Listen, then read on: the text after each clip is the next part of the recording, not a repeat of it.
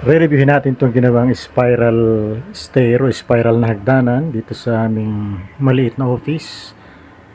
Dati ang hagdan dito ay patirik, patayo na ganyan. Kaya medyo yung may edad na ay nahihirapang umakyat. Kaya ito nag-decide kami paggawa ng spiral. At may konti na rin dagdag tulad itong sahig na bakal. Pagkatapos ay may bubong pa yan sa itaas. Para naman kahit umuulan ay pwede pa rin umakyat ng matiwasay ang mga aakyat na tao. So sa kabuuan ay ito ay dati pader nito hanggang dito lang. So dinagdagan din namin ng pader dyan, pinadagdagan namin. Pati yung taas niyan, yung after the sahig meron din yan. So kaya natin unti-unti. Ang una ko napansin dito, napanood ko, actually nung ginagawa ito saka ko lang naisipan tingnan sa YouTube ang paggagawa nito. Ito pala dapat may singsing. Parang singsing na napaikot na ganun. Ito wala, direkta na. Kaya nangyari dito, ilang beses tinanggal para makalkulan niya yung timing ng pwesto niya.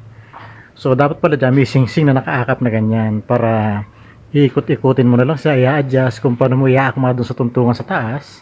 Saka yung first step. So, ang ginawa niya wala siyang ganun. Hindi ko sure kung Pacquiao kasi ito so hindi ko sure kung siya ay nagtitipid o talaga hindi niya alam, pero parang imposible hindi niya alam kasi ay malamang nanonood naman siguro siya ng YouTube. So okay naman, mas malaking ganda niya kaysa dati na hagdan namin ay tirik na tirik.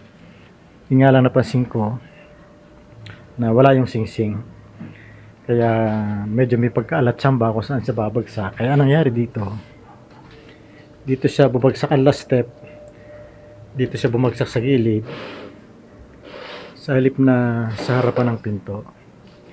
Tapos may nakita pa tayo dito na support. Ayan, kung makikita nyo ay medyo parang gahibla lang nakatukod.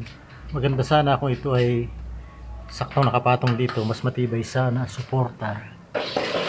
O kaya kung nilagyan ng isa pang tukod dito, kung nilagyan pa sana ng isang tukod dito, pababa doon para mas matibay. O kaya may isa pa rin ditong bakal na mahaba, isa pa rin bakal sanang mahaba dito pupunta doon sa floor para mas lalong matibay sana. But anyway, nadyan na yan, ganda, okay naman. Initially wala sana itong bakod dito pero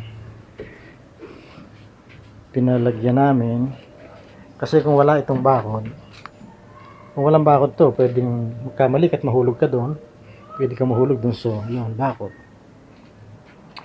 Actually ilang ulit ito, nung una niyang gawa hanggang dito lang to, naliliitan kami kasi ang hirap tumawid doon, so pinadagdagan namin.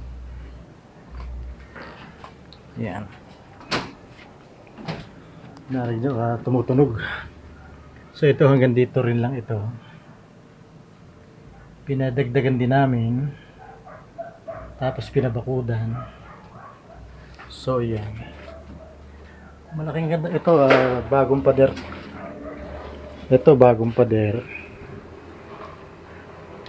Pinatungan namin yung pader ng kabilang bahay. Ibang may-ari. Nagpader kami ng sarili dito. Tapos yan nga, naglagay dito ng bubong para kahit umuulan ay pwedeng pumasok. So yun po, yan ang kabuuan ng ginawa. Ito naman yung pasok sa office namin. Yan ang office na maliit. Yan ang tambayan sa taas. So yan ang kabuuan. Inabot po yan ng 102,000 pesos.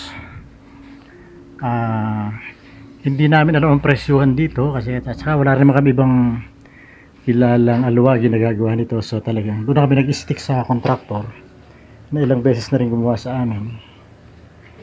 So yun, 102 po yan. Bali yung pagpapader ng bago ay wala sa plano. Naisipan na lang namin i-suggest nga kasi yung kabilang pader hindi sa amin. So nagpalagay kami niyan. At yan additional na 12,000 pesos. Kasi ang kontrata nito ay 90 lang plus 12,000 pesos. So naging 102. Ano pa ba yung titingnan natin? Pagkatapos itong linya ng kuryente, yan ay straight siya doon. Tapos hindi naman siya nagsabi na kulang siya ng gamit, ng materyales. Dapat sana ipagapang yan doon. Pagapang ganun para medyo nakatago siya. Anong nangyari dito ay parang naging sampayan siya ng damit. Okay na rin naman. So ayan, yan po ang kabuuan.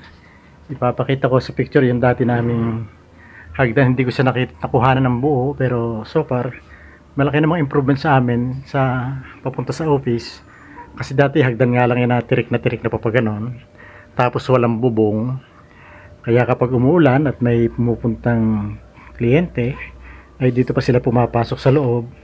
Dito namin pinupunta. So yan, doon sila umakit doon sa hagdan na yan. So ngayon, kahit umulan ng malakas ay pwede silang tuloy-tuloy lang doon at komportable. Kasi meron ng bubong. So yun po ating review. Talagang 102,000 pesos.